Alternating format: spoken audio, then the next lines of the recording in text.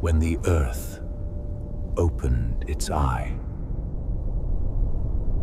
They thought it was just a rock, until it blinked.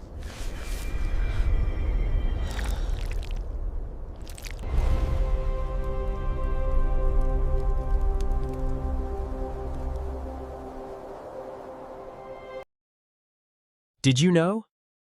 Nestled among the moorlands of northern England, this natural rock Often formation, called the Stole Eye, dates back millions of years. Shaped by wind, rain, and frost through countless glacial cycles.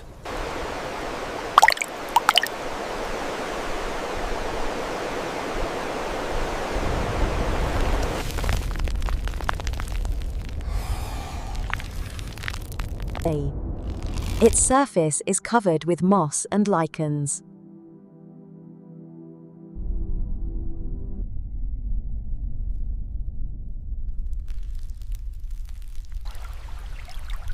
The eye-like depression may have once served as a ritual basin for prehistoric peoples.